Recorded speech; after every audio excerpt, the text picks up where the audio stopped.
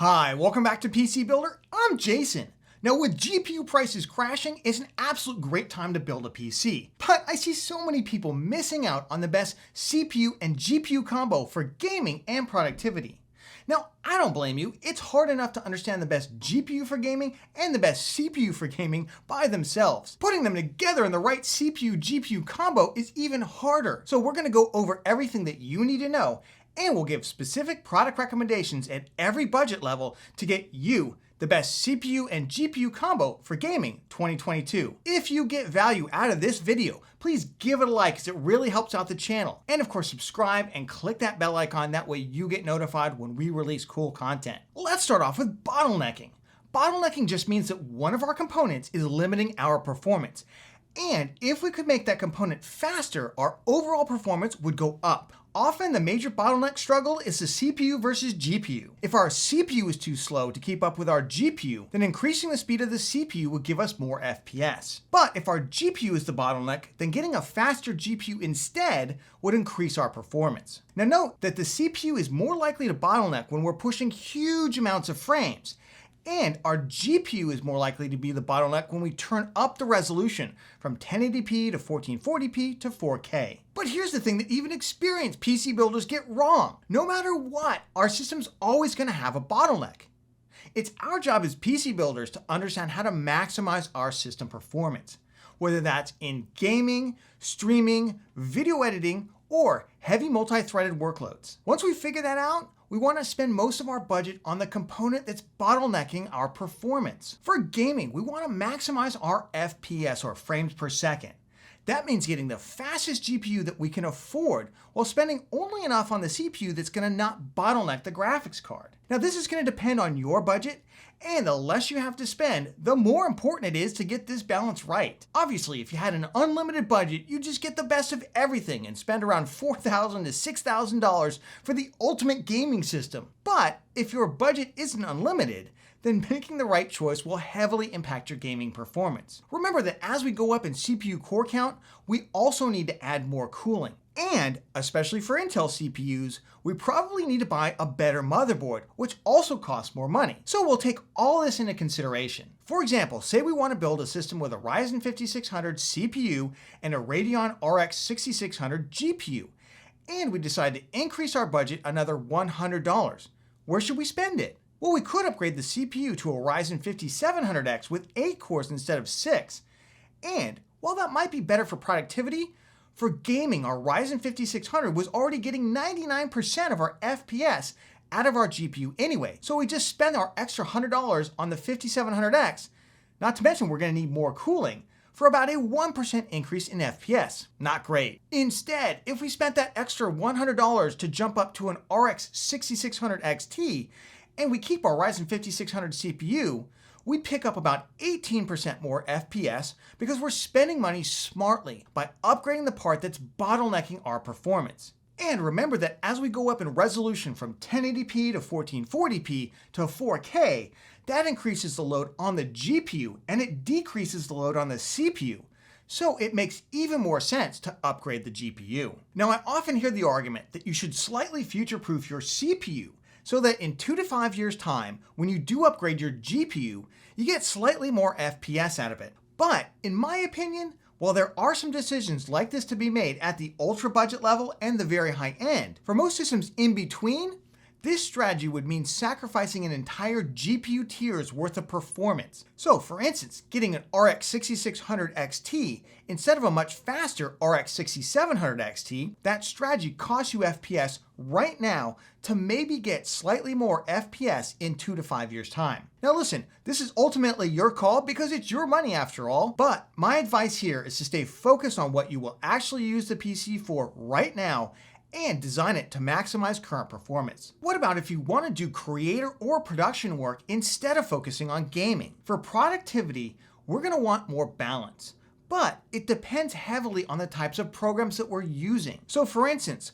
while a CPU with more cores for video editing in Adobe Premiere Pro is nice, Premiere tends to max out on the number of cores it can use at any given time. So going from a 12-core Ryzen 5900X to a 16-core Ryzen 5950X might not increase our performance much. Meanwhile, other programs can utilize virtually every core you throw at it. And of course, while some programs really need a high core count CPU to do well, others lean more heavily on the GPU.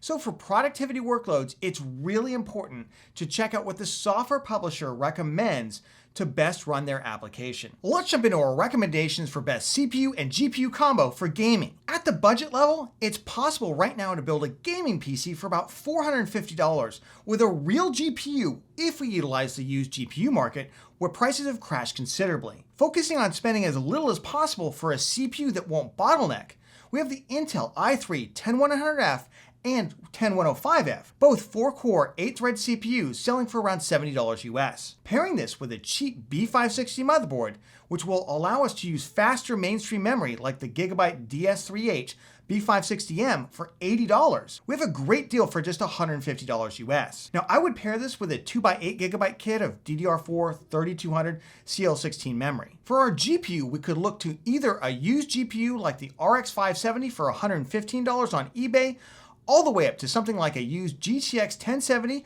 or GTX 1660 Super for around $200.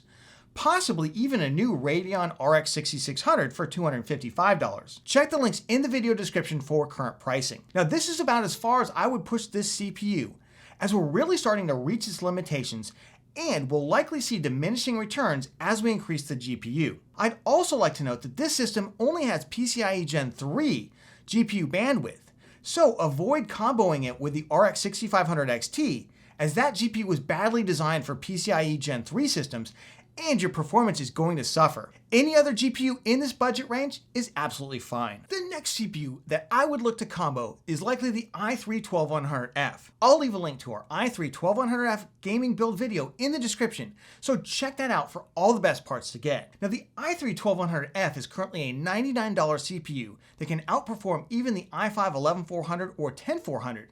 Although motherboard pricing is a little bit more expensive at about $110 US for a budget B660 motherboard, so our total package is $210 or $60 more than the i3-10100F and the B560 combo. You can of course look at the i5-10400 and i5-11400 here with a cheaper B560 motherboard, though I do prefer jumping up to 12th gen Intel if we can. I would take the CPU all the way up to an RX 6600 XT or RTX 3060 GPU before upgrading the CPU, possibly even an RX 6700 XT or RTX 3060 Ti. Now, moving up in GPU power, our next CPU upgrade here is either the Ryzen 5600, Ryzen 5600X, or the i5-12400 or i5-12400F.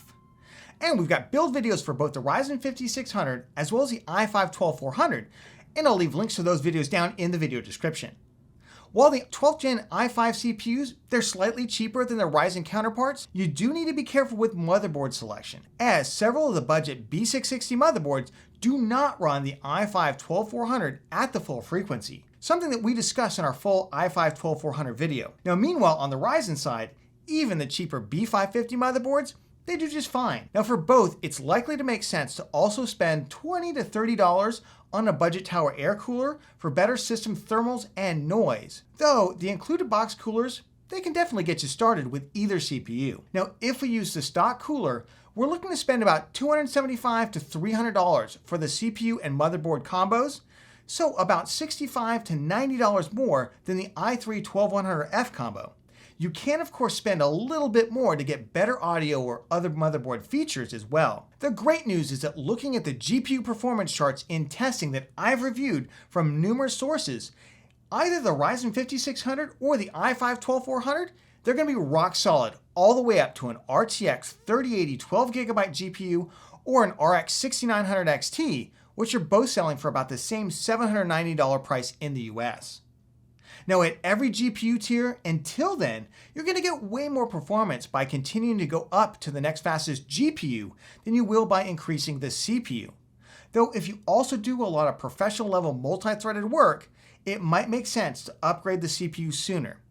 Of course, if you only do a little bit of that work or you don't do any at all, then run those CPUs all the way up to the RTX 3080 12GB or RX 6900 XT. The next combo level, it's really dictated by the absolutely ridiculous pricing of the higher end GPUs. Now, right now, the performance difference between the RTX 3080 and RTX 3080 Ti, it's only about 3 to 5% at 1080p.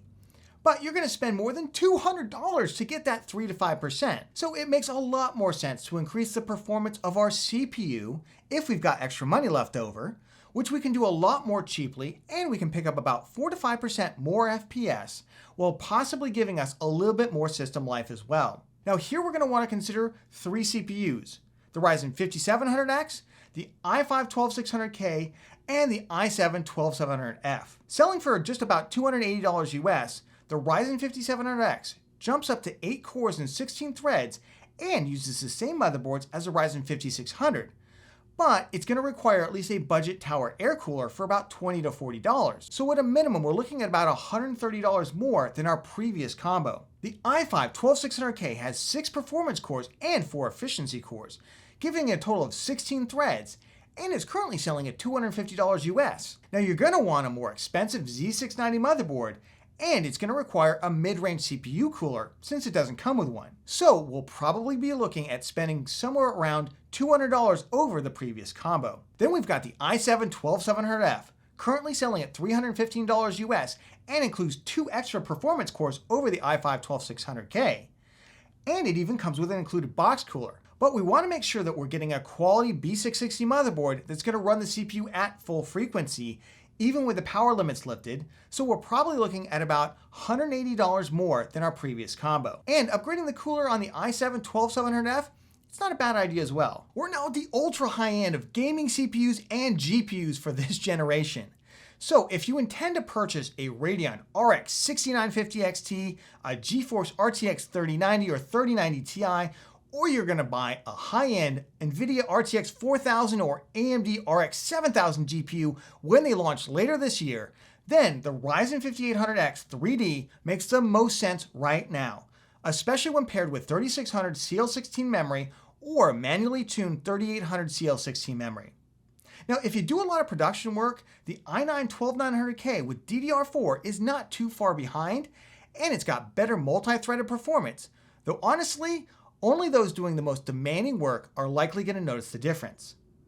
The i9-12900KS is Intel's fastest CPU for gaming, but gets ridiculous in cost and power consumption.